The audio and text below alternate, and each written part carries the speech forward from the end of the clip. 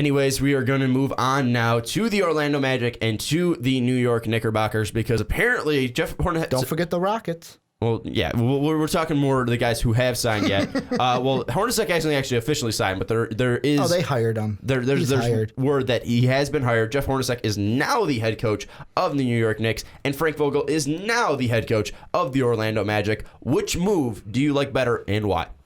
I love them both. Is that wrong? I think they're both good fits. The one thing I'm going to cover Hornacek because I feel like that's the way it's going to work out for him better. I feel like people are not cutting him enough credit. They all still call him he's going to be his pawn. He's not going to come in there and establish his own thing. And it's just completely. I think that's a total slap in the face to Hornacek and what he's done so far and what he can do as a coach. Basically, it's just all these sports reporters shitting on Hornacek. And, okay, he didn't do the greatest job in Phoenix, but at the same time... Wasn't his fault. Yeah. His management completely threw him under the bus. I want to say, though, you say he didn't do the greatest. I mean, his first year, he got 48 wins. He just didn't make the playoffs because that West was so fucking dangerous. It's absolutely ridiculous that year. Next year, worse, and then obviously fired with a 14-35 start. But he had a lot of injuries that year, and they also the year of 2014 they traded Dragic and they traded Isaiah Thomas. And in the first year, after the first year, they lost Channing Frye, who was a big three-point shooter for them. So I mean, it's not all his fault. I don't want to just keep throwing out excuses for him, but when management is emptying out talent from under you, you can't be expected to continue winning games and improving a team. And I feel like Phil Jackson and him are going to come to some terms. I don't feel like the triangle is going to be the be-all, end-all, but I feel like he's going to have his impact on this team, and they're going to grow better because he's there. I also think that there's an article on ESPN saying that he might abandon the triangle and he might just make him run. I mean, we don't know what he's actually going to do. Phil Jackson might. I mean, I have a sad thing of good luck trying to get Carmelo to run. But does he have to?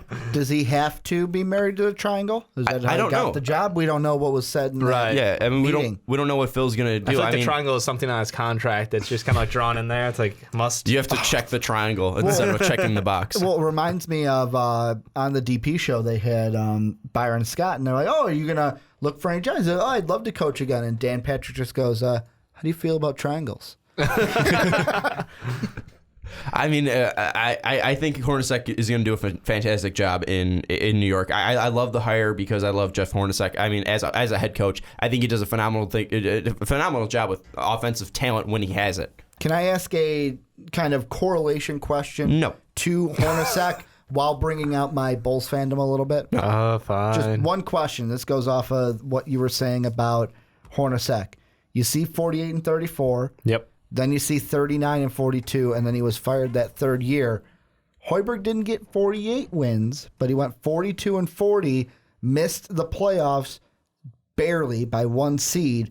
In 3 years, is Hoiberg the Hornacek to the Bulls? Because of Gar Paxson, he gets fired just like Hornacek did. Could be a similar setup. Could be. I mean, it depends. I don't expect Garpax to dump talent on levels that happen to Hornacek. Or keeping talent too long, like giving Derek Rose a max contract. I know it's a little off topic, but it's just something that popped into my head. It could be. There. I mean, I look at Hornacek. I don't think he is the best hire that we did see. I think Vogel is the best hire just because I think the Magic have more potential on that team. I think Hornacek is going to have a harder time getting that team to the playoffs. Here's the thing with the Magic and Vogel. There have been, and I don't know if it's just beat writers trying to entice readers, but if you're Frank Vogel, do you make a serious pitch to bring Dwight back to Orlando? Why would Frank Vogel want that, though? I'm just throwing it out there. I'm throwing it out there. I'm not saying that you go with it. I'm asking you, Sean. I'm throwing it to you. I'm sorry. All right. I look at that. I mean, Dwight didn't want any part of Orlando before, so I mean, why would you want to bring him back? He's a more mature Dwight. He's a different Dwight. Is he? Did you see him on TNT when he kind of opened up to the world?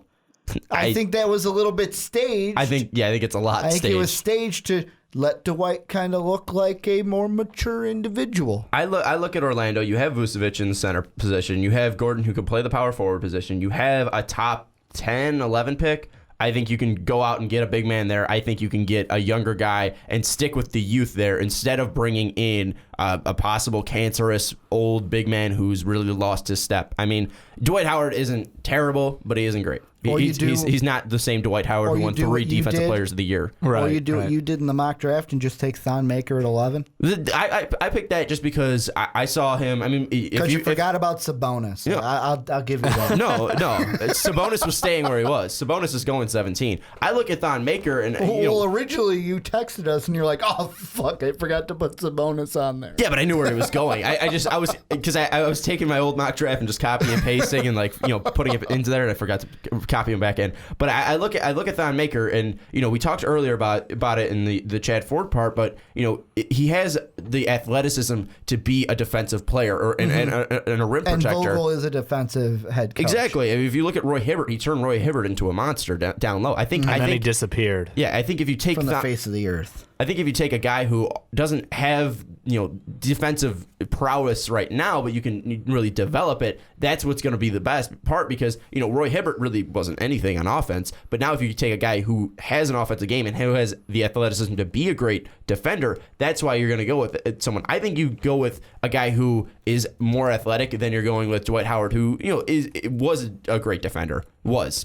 he's not a great defender anymore. I think you keep Dwight Howard out of there. Keep the youth in, because that's what's the best part about Orlando. I think Orlando made the great hire of getting Vogel. I think Hornacek's still a good hire, but I think Vogel's better because Vogel has proven himself, and he's got a younger team to work with, and he's got more potential there. I just think that... I feel like the turnaround is going to be bigger for Hornacek, though. I feel like he'll have an instant impact, because this team is not going to be the shit-tier team it's New York. that we watched this year. So, I mean...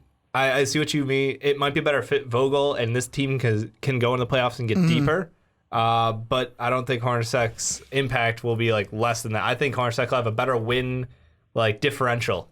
Do not disagree. I do not disagree with you at all. I'm just saying more that Vogel has proven himself. I think it was a great hire for Orlando. Yep. I just think I look at Vogel and I look at Hornacek, and he will have more difficulties than Vogel in Orlando. That's more of the thing I'm saying. Fair enough. If you look at Hornacek, he's getting a young Porzingis who already has potential. Who already has a year under his belt. He's got Carmelo, who's obviously still a good player. I mean, he isn't the Carmelo of old, but he's still a good player. He's still one of the shooter. top scorers. Yeah. Yeah. I mean, you look at this, and this team does have potential, and they do have cap room. They can move to get players. I think that the Knicks are in a good spot. I don't think the Knicks are screwed. Do you think the Knicks would trade some players for a pick?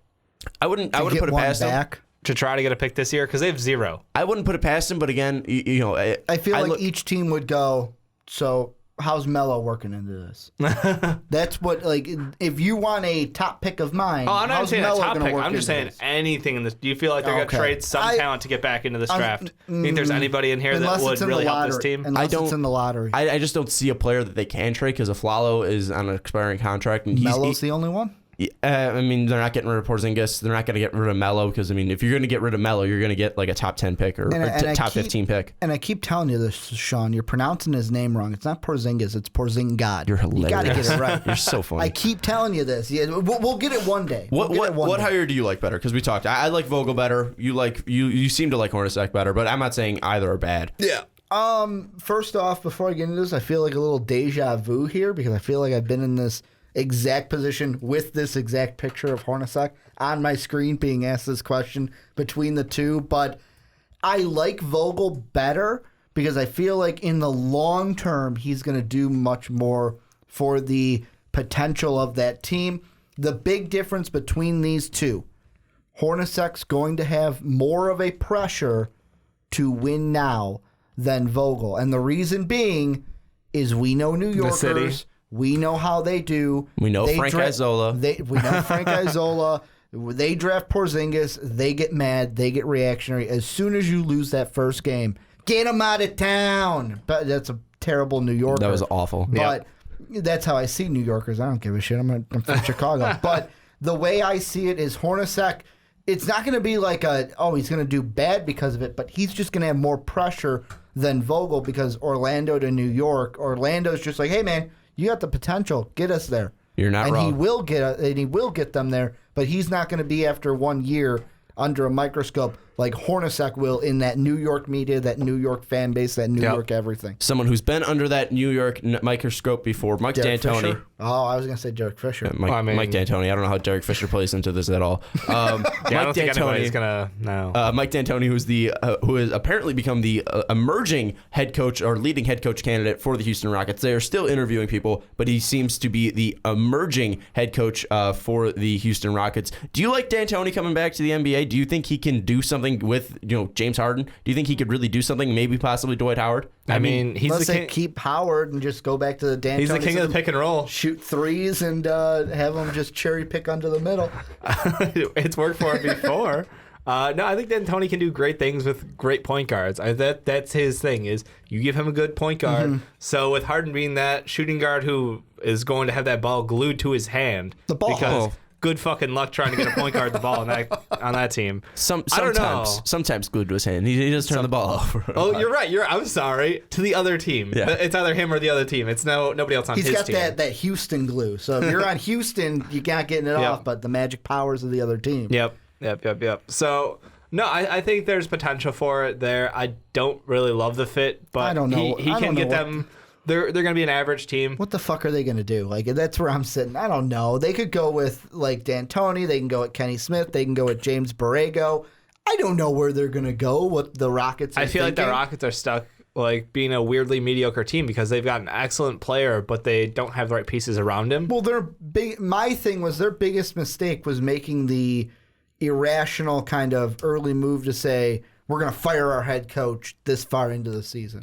I mean, maybe they weren't in love with Kevin McHale in the first place. But I mean, your team is Kevin McHale that much better than Mike D'Antoni? Would he have gotten you through the Warriors? Probably not. But I mean, would you have gotten through the Warriors without him? No, but definitely not. I just see the Rockets and I go, I don't know who they're going to take, and no matter who they take, I don't see it as boom. They're now a legit contender in the West. I kind of look at it as you look at LeBron when in his early years in Cleveland where he didn't have that much help around him. They just, for some reason, could not get him the help around him. But you have a worse player in James Harden. I mean, I'm not saying James Harden's a bad player, but LeBron James was the best player in the NBA. LeBron James is still getting like 55 wins with no talent around him, and James Harden's not going to do that. Remember when James Harden played well as a number 3 on the Thunder? Yeah, Until the playoffs came. That's what you paid for.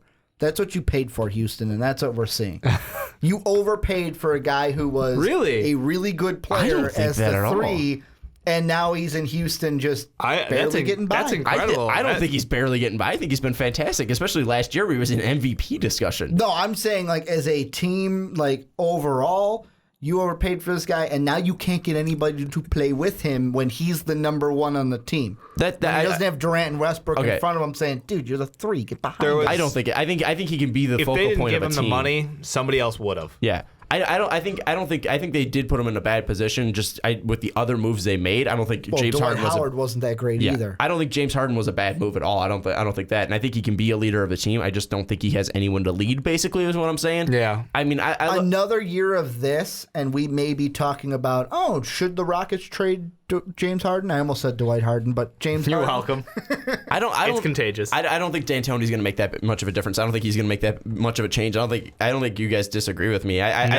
I don't think anyone can. I think I'm agreeing with you, Dave. I don't think anyone can really come in and make that much of an advantage. I think it's really going to rely on the front office because, if you look at that team, you got Trevor Ariza, who isn't terrible, but he's not a good number 2. You look at Dwight Howard, he's aging and isn't what he used to be. You look at Patrick Beverley, he's good off the bench, but he's also a point guard and he's really not able to play that position. You look at a guy like Monty Eunice, seems like he's got a lot of potential, but he never touches the court because he's always injured. You got Clint Capella, who's young and he might turn into something great, but outside of that, there's really nothing on that team. And Michael Beasley was a good flash, but can he still be can he really turn that flash into something great? That easy pickup was wonderful, by the way. I loved it. It was fantastic. But yeah, no, you're right. It's entirely on the front office. They need to take care of this organization and figure out what they're doing. The direction this team needs to change because whatever they had last year, they understand. Let's go. Didn't work for us. Let's get something new in here. Let's do something better. This isn't a big prediction, but it's what I'm feeling at the moment. Houston's not going to make the playoffs next season. I know, shocker. I don't disagree with you. The way I'm looking at it, and I'm looking at the standings right now. Dallas, I kind of want to say they wouldn't, but I like Dirk too much, so I'd still put them in. That's fair. The Grizzlies are going to be healthier than they were this year, so maybe they can get back into the playoffs. But aren't they going to be better? That's the thing I'm They're saying. the land of misfit toys. However, for sure, I can say the Rockets will not be in the playoffs this year. Wow. And the teams that I think, two teams that I'm going to be high on to get that 8th spot, the T-Wolves and maybe the Jazz get into the playoffs next year. More the T-Wolves because they've been shaking things up in the right direction. I agree with the T-Wolves because you're finally getting a great head coach in Tom Thibodeau, and Flip Saunders wasn't bad. Unfortunately, he did have to pass. Because let's be honest, the top 5 teams in the West, Warriors, Spurs, Thunder, Clippers, Blazers, they're still going to make the playoffs next year. T-Wolves are 12 wins out of a playoff spot. Just to give you some idea. And out of those 12 wins... Add in a guy like a shooter like Buddy Hield, who's Chad Ford's having go with a Tom Thibodeau-led team. Chad Ford has him taking Chris Dunn. Dang. I thought they had him either or. I haven't gone with Buddy Hield. I think that might be the right move. Chris Dunn works better because then he can fucking trade Rubio. Don't start that. Don't start that. Anger the We don't want to get rid of all the Minnesota fans. Skull Vikings. There. I mean, I'm on their side again, guys. You look at that, and I think that I agree with you that the Rockets might not make it. I think the Jazz I'm saying they're not going to. I think the Jazz can take a step up. Can still do it. I think the Timberwolves can step up. I think the Mavs will fall out just because they are getting older. And I'm going to throw this out there to piss off Ricky. I think the Lakers with Brandon Ingram can make the playoffs. Won't happen, but sure, have fun. Anyways, we're going to put $100 on that.